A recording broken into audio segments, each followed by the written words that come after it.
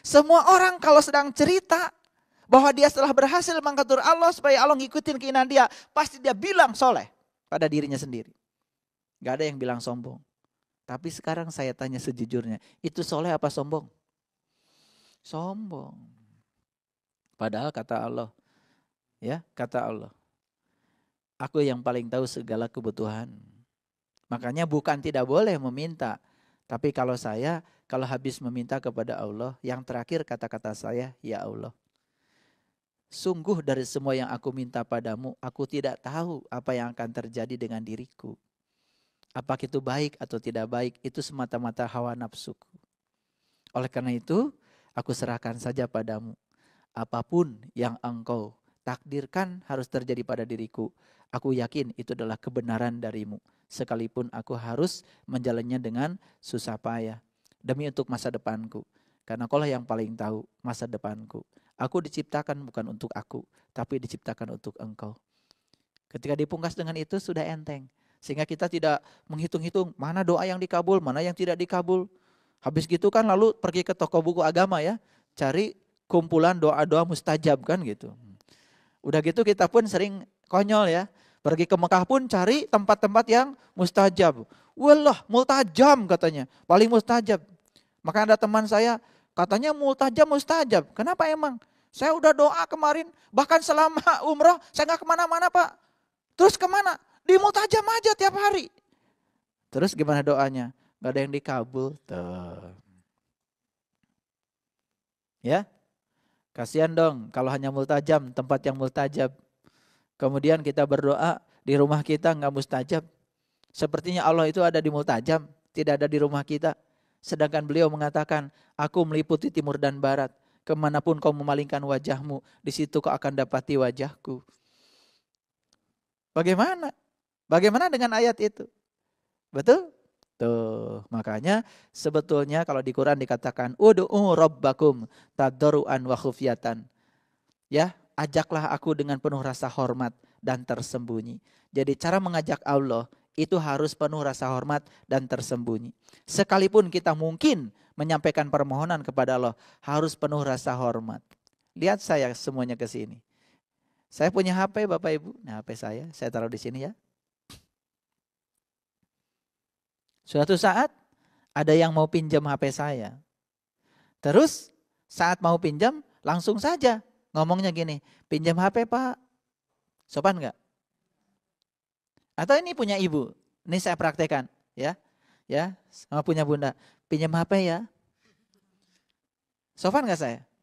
Harusnya kan saya berhadapan dulu dengan yang punyanya. Bunda mohon maaf, mohon izin, apakah saya boleh menggunakan HP bunda? Kan gitu. Nah, kan berhadapan-hadapan dulu, betul enggak? Baru yang kita tuju kan HP. Tapi tetap harus izin dulu pada yang punya. Sekarang saya tanya, ketika Bapak Ibu minta sesuatu pada Allah, wajah batin kita dihadapkan pada Allah atau pada yang kita minta?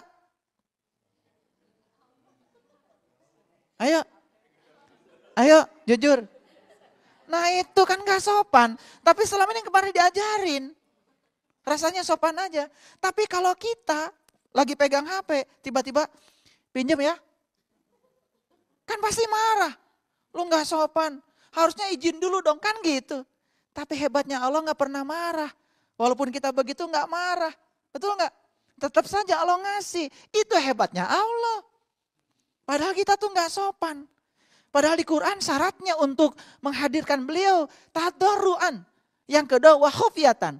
Doa yang paling bagus itu yang khafi, yang tersembunyi di dalam batin. Pernah gak diajarkan doa dalam batin? Enggak. Doanya amin amin amin amin amin. Karena kebanyakan orang begitu kita ikut. Padahal di Quran gak diajarkan. Dua syarat menghadirkan Allah. Satu tadarru, yang kedua khufyat dan tersembunyi. Itu saja penuhi, aduh luar biasa. Bagaimana menghadapkan wajah batin kepada Allah? Kenal juga enggak. Tuh, lagi-lagi kalau kita ingin menyertakan Allah dalam hidup, kenali dulu dong beliau. Ayo, minta tanah, sebidang tanah, Di otak kita yang terpikir Allah atau tanah? Tanah. Minta rezeki berlimpah, yang terpikir Allah atau rezeki yang berlimpah? Rezekinya, betul nggak? Kan nggak sopan. Itu sebetulnya sudah nggak sopan. Tapi kita kalau lagi doa, merasa paling soleh aja. Ada nggak orang lagi doa menghadapkan wajah batinnya pada Allah? Ada yang sudah tahu. Tapi kebanyakan kan belum tahu, belum tahu ilmunya. Masih tertutup kok pandangan batinnya.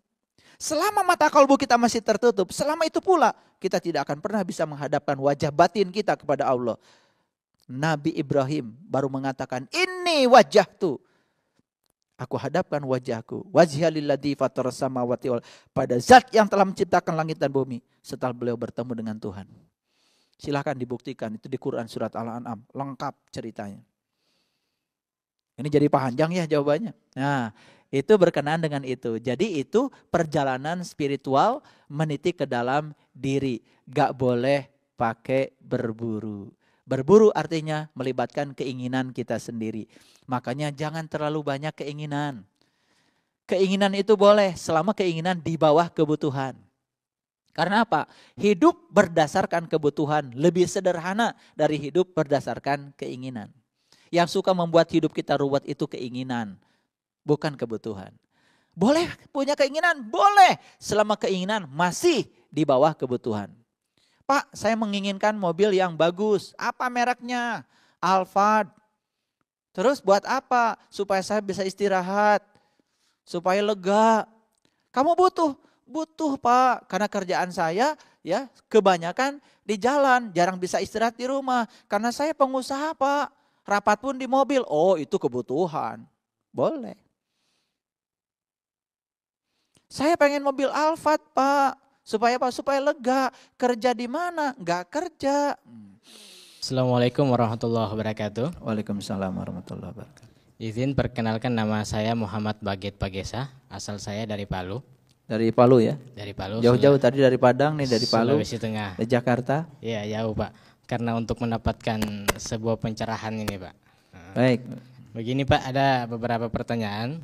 Saya pernah membaca Al-Quran. Di dalam Al-Quran itu ada beberapa penjelasan yang menceritakan tentang orang-orang kafir itu, orang-orang Bani Israel yang kemudian menindas kaum Bani Israel. Fir'aun itu mereka menindas Bani Israel. Nah, di situ tidak dijelaskan alasan apa penyebabnya sampai Bani Israel ini ditindas. Yang menjadi pertanyaan, mohon kiranya dijelaskan Pak, apa yang melatar belakangi Fir'aun itu menindas Bani Israel. Ya, terima kasih Pak. Assalamualaikum warahmatullahi wabarakatuh. Waalaikumsalam warahmatullahi wabarakatuh.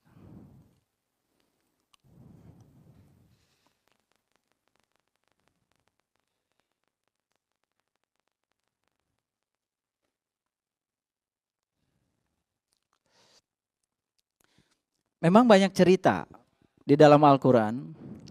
Di Al-Baqarah ada, di Al-Imran ada, di An-Nisa ada, di Al-Maidah ada, di Al-A'raf ada, di Al-An'am ada, sampai di Al-Anfal, di At-Taubah juga ada. Itu cerita tentang bagaimana Fir'aun itu menindas Bani Israel. Dan itu sebetulnya bukan sejarah. Bukan sesuatu yang terjadi di masa lalu saja. Di masa sekarang juga penindasan itu ada. Lalu pertanyaan tadi, mengapa penindasan itu terjadi dan kenapa diizinkan seakan-akan oleh Allah kan? Betul nggak? Karena kalau kita memiliki kacamata yang sempit dalam memandang sesuatu, kan itu menganggap sesuatu yang buruk kan? Betul nggak? Kalau ada penindasan pasti kita mikirnya buruk aja, karena ada yang tertindas. Betul nggak? Padahal yang tertindas itu siapa tahu oleh Allah sedang dikuatkan. Nah sekarang kita akan buka ya pandangan kita supaya bisa melihat konteks itu lebar-lebar. Saya akan berikan contoh yang sederhana.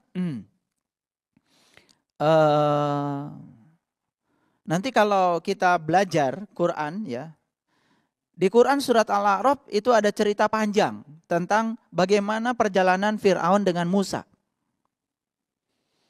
Nah, kalau kita hanya melihat Fir'aun dan Musa sebagai sosok manusia di masa lalu dalam sejarah, berarti kita hanya dongeng sejarah. Sekarang saya mau tanya dulu. Mas siapa namanya? Mas Bagit. Mas Bagit. Mas Bagit pernah nggak rencananya nanti malam mau tahajud? Pernah. Tapi nggak jadi tahajudnya. Siapa yang menghalangi tahajudnya Mas Bagit? Orang lain, tentara, polisi, atau ada preman masuk ke rumah, atau Mas Bagit sendiri yang bilang ngantuk. Siapa yang suka menghalangi? Diri sendiri, betul? Diri sendiri, ya toh? Wah, habis pencerahan kemudian ada keinginan, saya akan rubah diri saya. Saya akan rubah sekarang. Oh, semangat ya, semangat di tempat pencerahan. Sampai rumah ternyata lain lagi, lain lagi. Ya, diajak teman ke sana mau, diajak teman ke sini mau, ya. Mulai sekarang saya akan tekun beribadah, misalkan gitu. Tapi kemudian tidak terjadi. Siapa yang menghalangi Mas Bagit sampai tidak jadi beribadah? Diri sendiri. Oke. Ini kita kasih contoh dulu supaya kenal sama Fir'aun. Karena kalau kita ngomongin Fir'aun jadi dosa. Karena saya tidak mau di tempat seperti ini kita ngomongin Fir'aun. Lebih bagus Fir'aunnya kita hadirkan dulu. Kalau kita ngomongin di depan Fir'aun kan berarti kita tidak menggunjing. Betul nggak? Iya. Saya nggak mau cerita iblis kalau iblisnya nggak dihadirkan. Makanya saya hati-hati kalau ngaji. Sebelum saya ngomongin iblis, iblisnya saya hadirkan dulu. Ya? Oke. Siapa tadi? Diri sendiri. Sudah mulai kenal sama Fir'aun. Kan Fir'aun itu digambarkan di Quran adalah manusia yang suka membunuh laki-laki dan membiarkan hidup-hidup perempuan. Itu diulang-ulang loh di banyak ayat. Fir'aun itu selalu digambarkan sebagai sosok yang suka membunuh laki-laki dan membiarkan hidup-hidup perempuan. Laki-laki yang dimaksud adalah urusan rohani. Kalau di Quran ada kata laki-laki itu pasti cerita urusan rohani. Kalau di Quran ada kata-kata perempuan, wanita pasti cerita urusan jasmani. Urusan jasmani dibiarkan hidup, urusan rohani dibunuh. Kalau diajak mancing, diajak hura-hura, diajak apa, begitu mudah hidup tuh perempuan.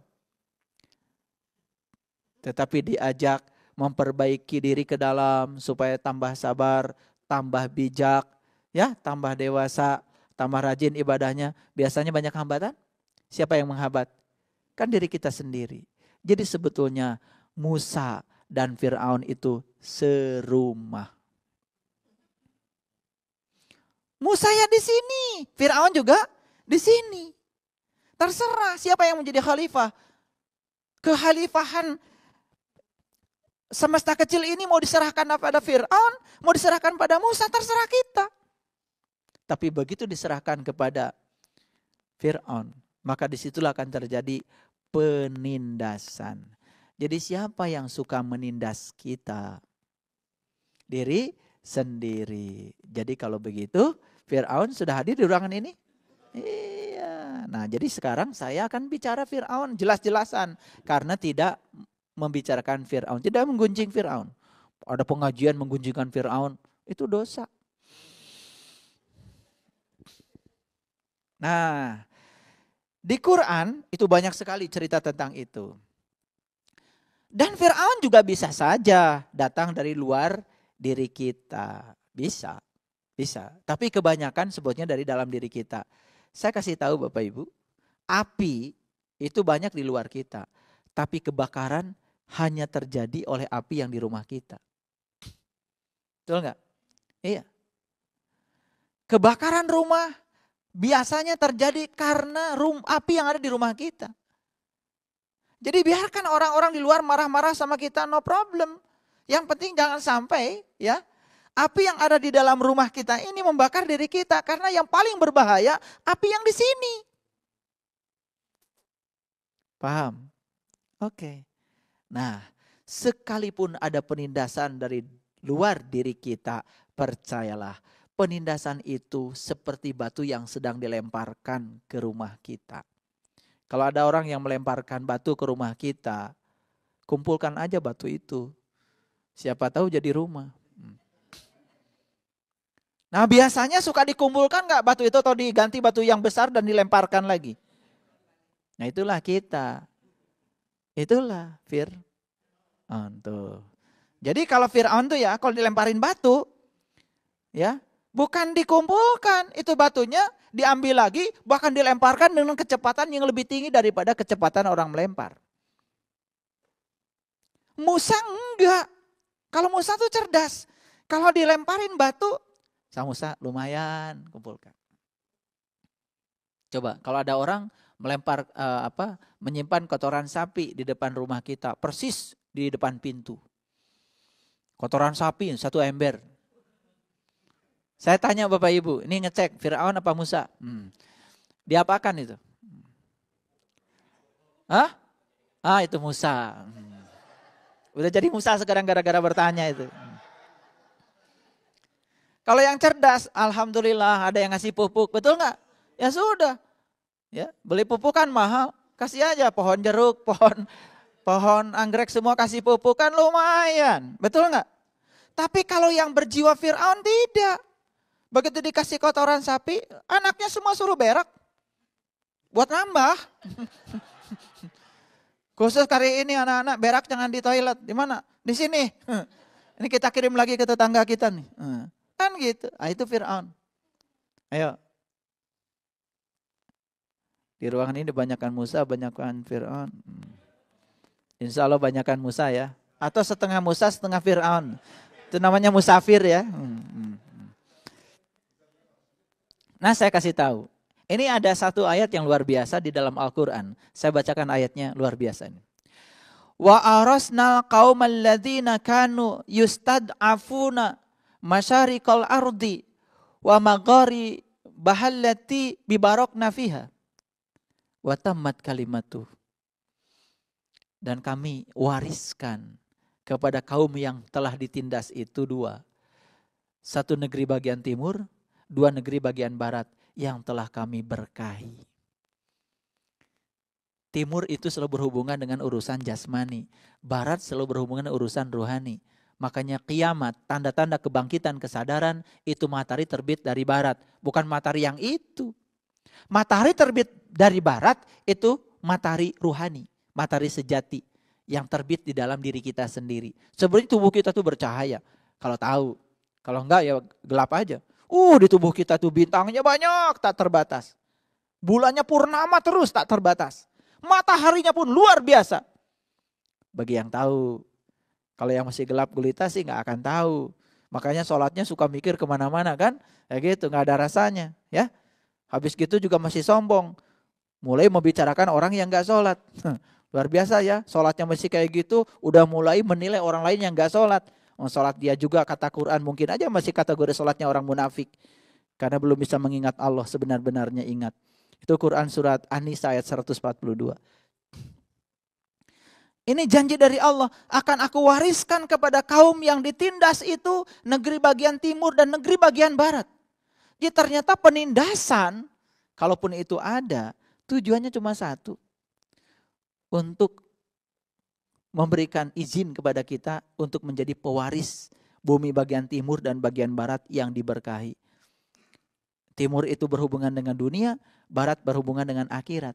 Timur itu berhubungan dengan jasmani, barat itu berhubungan dengan rohani. Makanya siapa saja yang mengejar Allah dalam hidupnya, dia akan dapat dua, Allah dan dunia. Siapa saja yang mengejar dunia, dia akan kehilangan dua, Allah dan dunia. Pilihan ada pada diri kita, mau mengejar, mau dapat dua-duanya atau hilang dua-duanya. Makanya kalau kerja jangan cari uang, cari yang punya uang. Memang beda? Beda. Kalau kita kerja cari uang, sambil kerja mikirin uang. Kalau kita kerja mencari yang punya uang, sadar saat kerja, ya Allah, aku bekerja di sini bukan kebetulan. Aku yakin aku diperjalankan di sini, di perusahaan ini, karena Engkau hendak menggunakan tanganku untuk berkarya di sini. Aku berkarya di sini menghasilkan karya apapun karena aku sedang menjadi kepanjangan tanganmu untuk menyampaikan cinta dan kasihmu. Kerja di pabrik roti penuh dengan rasa cinta. Bikin roti dengan cinta, beda dengan bikin roti marah-marah. Betul nggak? Rasanya beda, ya? Rasanya beda. Coba kita datang berkunjung ke rumah orang yang nyuguhin sesuatu udah nggak senyum, betul nggak? Cara menyajikan piringnya pun terasa gitu, dek, nah gitu. Kesini, padahal yang bunyi meja, tapi bunyinya ke sini, dek, gitu ya. Cara menyajikan sendoknya, luar biasa. Kayak musik apa tuh? Pokoknya luar biasa. Itu kerasa. Itu makanannya langsung nggak enak. Saya masih ingat ya. Ibu saya mengajarkan kalau bikin sayur katanya lagi marah-marah itu basinya lebih cepat. Dan kalau bikin sayur dengan cinta penuh cinta kasih 2-3 hari tidak basi. Kenapa? Kalau dikaitkan dengan penemuan Profesor Masaru Emoto kan sayur isinya air. Karena kalau marah berarti struktur kristal airnya juga tidak bagus. Basinya lebih cepat. Tapi dengan penuh cinta kasih. Struktur kristal air yang ada di sayur itu jadi kristal. Kristalnya heksagon. Indah. Otomatis airnya bahagia. Air yang bahagia tidak mungkin menyakitkan. Kalau orang bikin sayur, kemudian habis bikin sayur, kemudian seruah mencret, itu pasti gak ikhlas. Loh kok bisa begitu? Itu ilmu nujum atau apa? Enggak, ini sains. Ini sains. Sains, ya. Bukan ilmu nujum. Ya, ini sains. Jadi, ya, Mas Bagit, kembali lagi pertanyaan Mas Bagit tadi, ya, kenapa penindasan mesti ada? Penindasan itu adalah palu untuk membuat baja menjadi berharga. Jadi kalaupun suatu saat kita harus tertindas dalam kehidupan ini, percayalah, penindasan itu bukan musibah. Bisa menjadi berkah bagi orang yang bisa mengelolanya. Makanya dalam hidup ini sebetulnya yang paling penting adalah kecerdasan kita untuk mengolah dan memanfaatkan semua sumber daya yang ada untuk kebaikan kita. Toh pada akhirnya kan kita bisa melihat kehidupan kita lebih baik, bukan? Itu pada akhirnya. Baik, itu jawaban saya. Ada pertanyaan lain? Silakan. Assalamualaikum warahmatullahi wabarakatuh. Waalaikumsalam warahmatullahi wabarakatuh. Yang saya ingin tanyakan adalah, maaf, nama saya Arifuddin Ismail. Dalam Al-Quran surat Al-A'raf Allah pernah mengirimkan taufan belalang, kutu, katak, dan darah. Apakah ini benar-benar terjadi atau kiasan? Mohon penjelasannya. Baik. Terima kasih. Ya.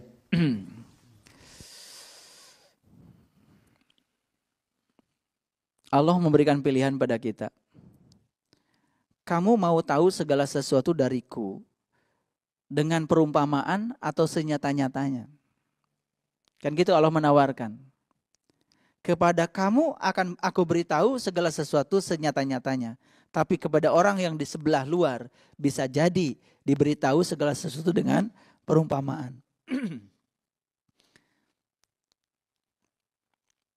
Di Quran surat Al-A'raf memang ada cerita. Ada cerita suatu saat ada sebuah kaum yang dikirim oleh Allah topan. Dan topannya itu aneh. Pertama topan belalang, yang kedua topan kutu, yang ketiga topan katak, yang keempat topan darah. Gimana tuh topan darah? Kan kita belum pernah kenal ya. Selama ini kan yang namanya topan itu angin. Betul nggak? Tapi di Quran topannya itu bukan angin. Saya tunjukkan ya. Di Quran surat Al-A'raf. Itu kalau kita baca surat Al-A'raf. Itu ayat 133. Ada kata-kata yang indah seperti ini. Fa'arsalna alaihimut tufan. Tufan itu bahasa Arab. Tufan itu sudah jadi bahasa kita. Taufan. Topan. Ya. Topan apa? Wal jaroda. Yang pertama topan belalang. Yang kedua wal kummala. Kumal. Diterjemahkan kutu. Emang kutu itu sukanya tempat kumal. Orang yang kumal rambutnya kan biasanya banyak kutunya. Yang kurang rajin keramasnya itu banyak kutunya. Ya, makanya mohon maaf kalau nyampe di rumah ya buru-buru dibuka. Nanti jadi banyak itu. Jadi kandang kutu ya. Nggak apa-apa kalau kutu yang di sini bukan topan kan. Ini topan kutu ya. Kumal, wal kumala, wadofada, wadofadi. Dofadi itu katak. Kemudian ya wadama, dama itu darah. Jadi ada 4 jenis tofan yang akan dikirimkan. Nah kalau kita belajar Quran itu nggak bisa dikupas satu ayat begitu saja. Ini ada rangkaian ceritanya. Siapa sesungguhnya ini? Nah sesungguhnya ini sedang cerita tentang ya Bani Israel, ya orang yang berjalan menuju Tuhan, tetapi dalam perjalanannya lebih banyak mengikuti Fir'aun daripada mengikuti Musa. Kita sudah benar ya berjalan menuju Tuhan. Ingin menuju kepada Tuhan karena memang tujuan kita adalah Tuhan.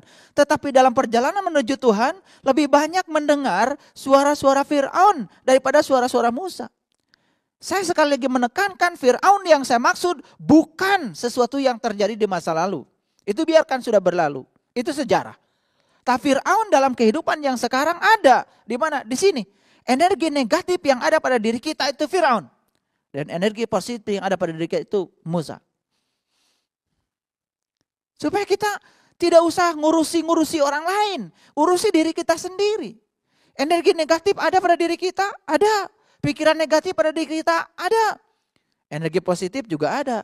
Cuman terserah energi mana yang mau kita biarkan tumbuh berkembang. Lebih lebat dalam diri kita. Kan itu pilihan kita. Kalau ingin tumbuh energi negatif ya tentu saja. Harus banyak ya melakukan tindakan-tindakan yang kalau ingin tumbuh yang positif, banyaklah melakukan tindakan-tindakan yang positif. Pikirkan yang positif. Ya toh? Katakan yang positif. Dan lakukan yang positif. Ketika kita memikirkan yang negatif, membicarakan yang negatif, melakukan yang negatif, jangan salah dalam diri kita. Ya akan banyak itu adalah bisikan-bisikan Fir'aun. Sehingga dia selalu saja menghalangi perjalanan rohaniah kita. Mau sabar susah. Mau lapang dada susah. Mau ikhlas susah. Susah. Kenapa? Oke. Pertama, saat kita mengizinkan diri kita diserang oleh energi negatif dari diri kita. Satu, kita mengizinkan topan belalang datang pada diri kita. Belalang itu ya kalau sudah menyerang tanaman, itu tanaman tuh sebentar dia loncat ke situ gundul, sebentar loncat gundul, sebentar loncat gundul. Kalau sudah diserang belalang gundul itu, padi saja kalau diserang belalang itu seperti pakai arit itu. Patah itu. Kemana? Bukan sekedar dijatuhkan ke bawah. Kalau tikus dia gigit dia jatuhkan ke bawah. Kalau belalang dimakan. Dan kalau topan belalang yang datang banyak sekali kan habis dimakan. Apa maknanya? Maknanya tanaman-tanaman yang kita tanam dalam diri kita itu akan habis dimakan oleh topan belalang. Sedikit kebaikan yang pernah kita tanam habis. Sedikit kesabaran yang pernah kita tanam habis. Betul gak? Iya. Dihabiskan oleh apa? Dihabiskan oleh pikiran, kata-kata dan perbuatan kita sendiri. Nah kita itu sering tidak sadar. Karena kita jarang muhasabah. Tahu-tahu nanti kita termasuk orang yang bangkrut. Kenapa? Karena kita merasa tabungan kita banyak. Hal yang sederhana saja. Kita banyak mungkin melakukan kebaikan. Tapi pada saat yang bersama kita sering menggunjingkan keburukan orang lain. Makanya ketika kita sedang menggunjingkan keburukan orang lain. Bukan sekedar kita sedang memakan bangkai darah saudara kita sendiri.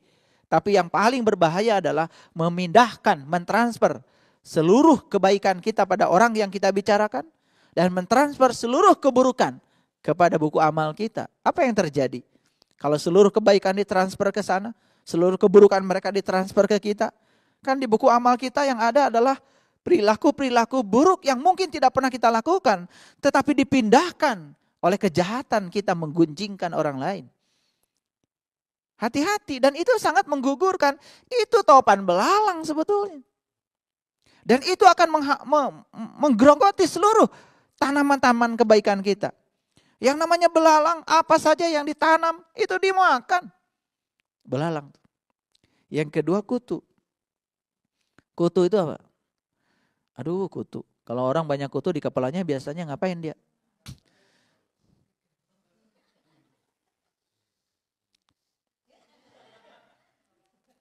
Gitu kan? Iya biasanya.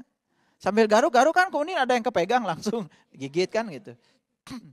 Kutu itu gatal.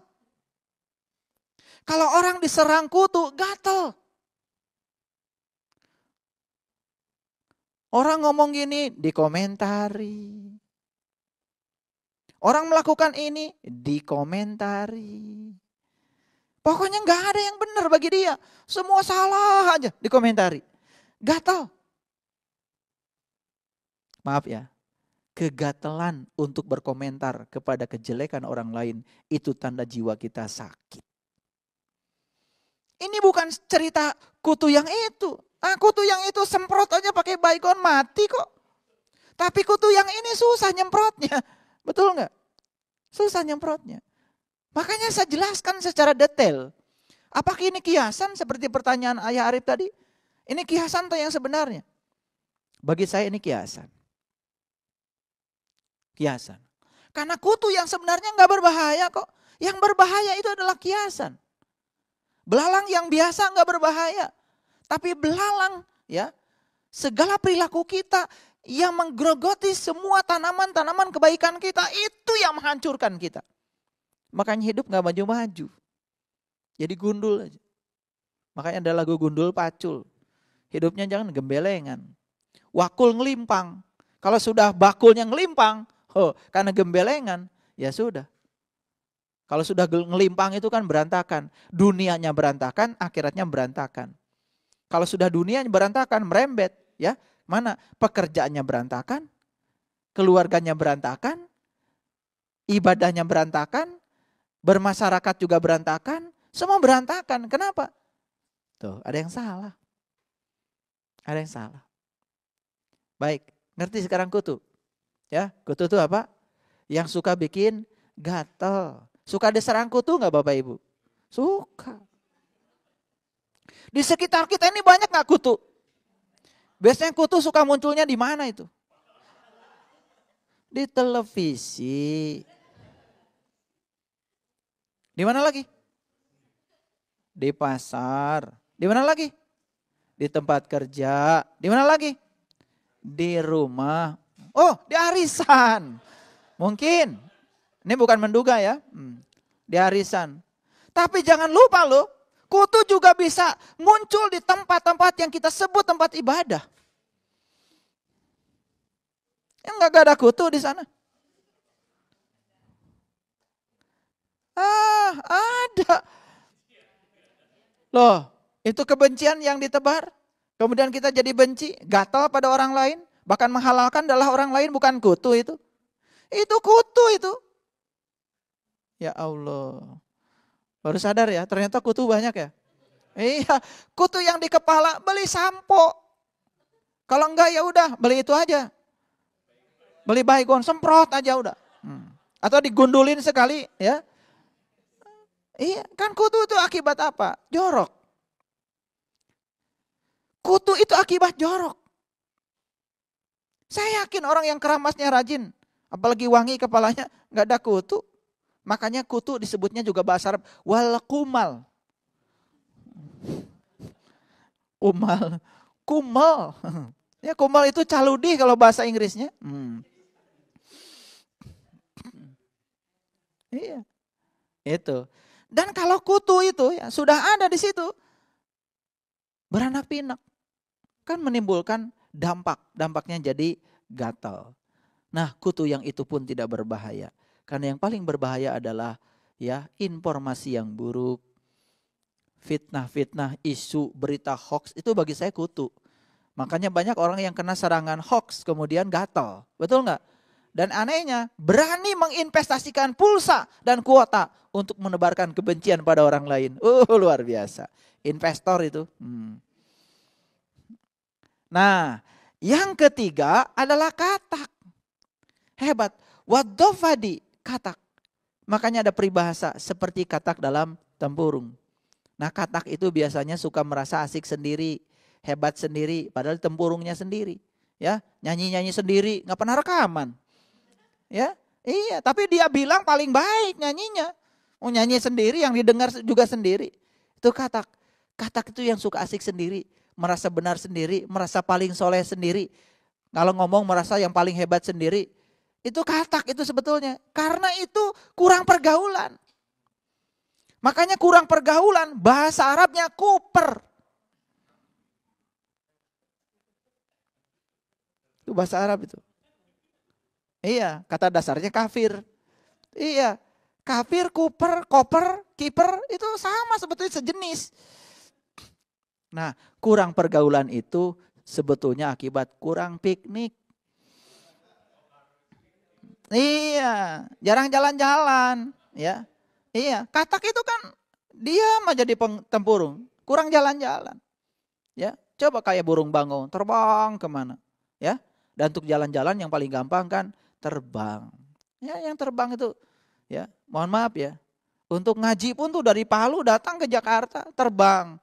Karena kalau di Palu terus mungkin kan, ya khusus untuk Mas Bagit. Siapa tahu kan malah jadi katak, betul nggak? Dan ternyata katak itu topan. Berarti jumlah katak banyak apa enggak? Banyak. Iya.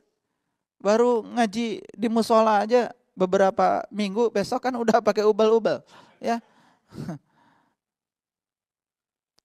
Bukan merendahkan, walaupun ada motivasi, sampaikan walaupun satu ayat, itu salah kaprah. Baru apal satu ayat, besok udah ceramah. Hati-hati menerjemahkan hadis itu. Sampaikan walaupun satu tanda. Makanya ngaji jangan salah. Ayat itu bukan ayat. Ayat itu bahasa Arab, bahasa Indonesianya tanda. Sampaikan walaupun satu tanda. Tanda siapa? Ya tanda Allah. Kalau sudah tahu satu tanda Allah, sudah tahu Allah. Kalau mau menyampaikan sesuatu, tahu dulu Allah. Baru boleh menyampaikan. Bukan hafal 1-2 ayat menyampaikan, itu keliru. Makanya rusaknya pelajaran agama itu oleh orang yang terbuka mulutnya, mata kolbunya masih tertutup. Terbuka mulutnya, pikirannya masih tertutup. Kan itu yang merusak. Makanya saya katakan, hanya di dalam Allah kita bisa bersatu.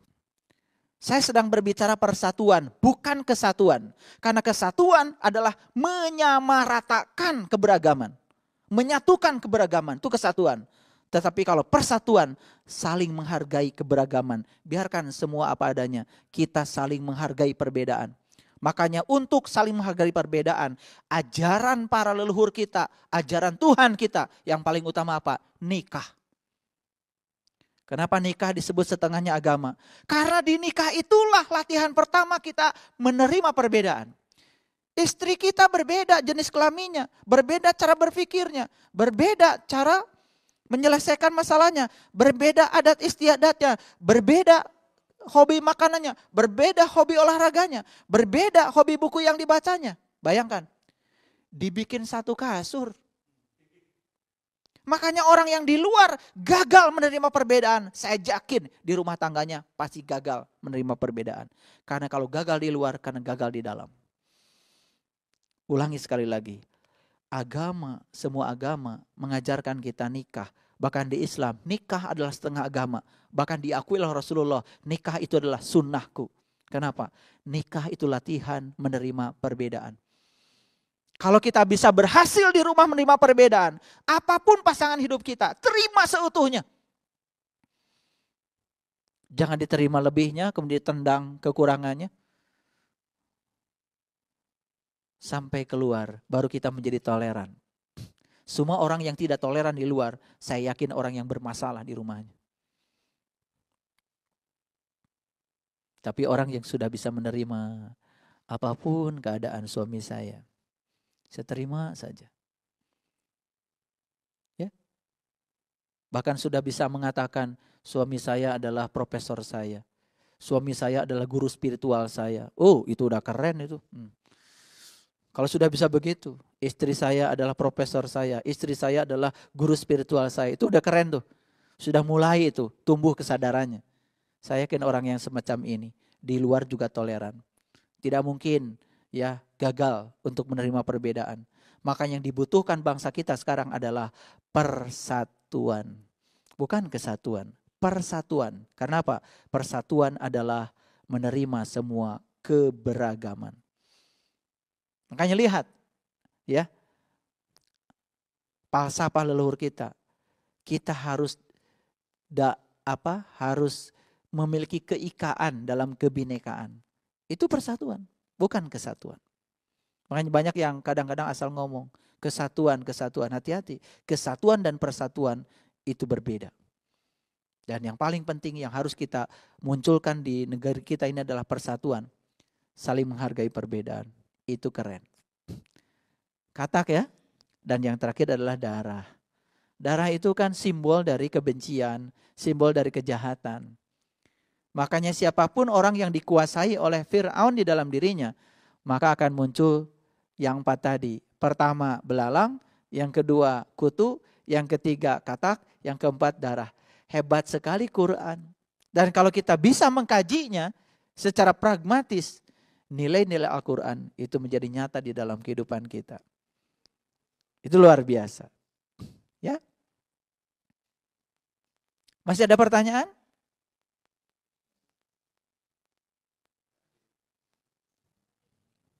Sebentar. Oke. Boleh. Anda masih ada 5 menit lagi. Silakan.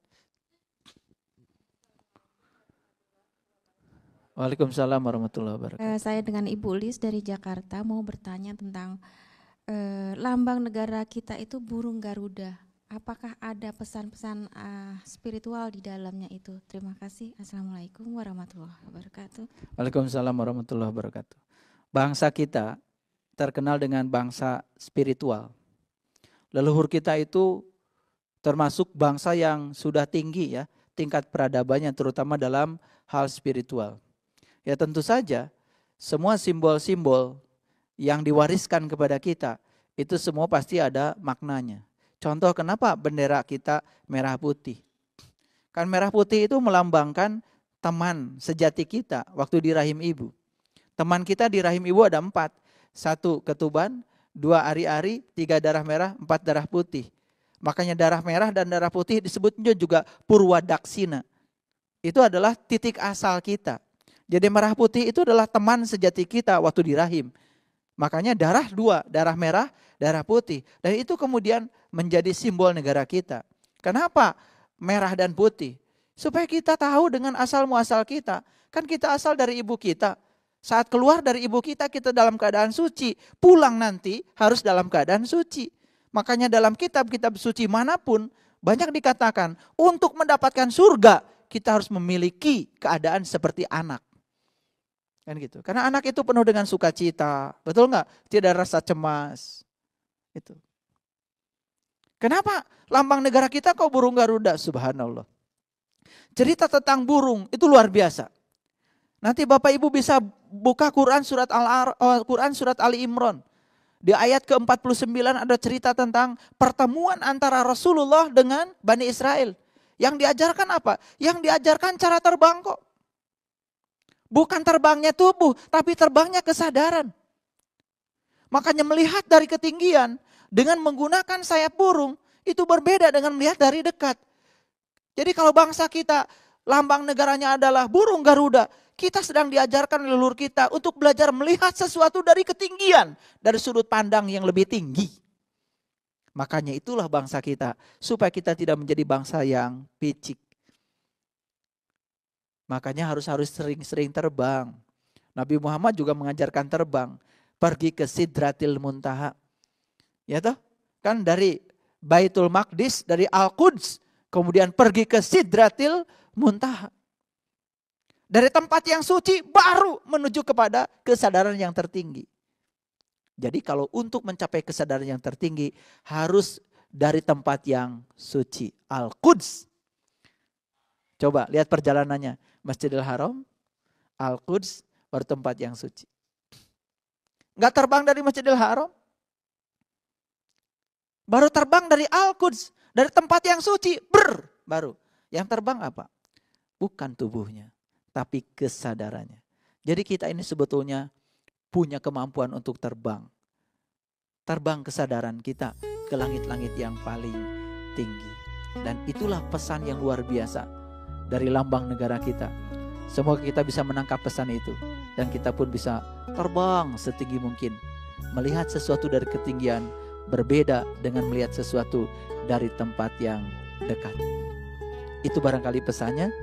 Pertanyaan luar biasa. Mungkin tidak semua pertanyaan Bapak Ibu mohon maaf bisa dijawab sore ini. Semoga semua jawaban ini menyebabkan Bapak Ibu bingung dan tidak puas. Terima kasih. Assalamualaikum warahmatullahi wabarakatuh.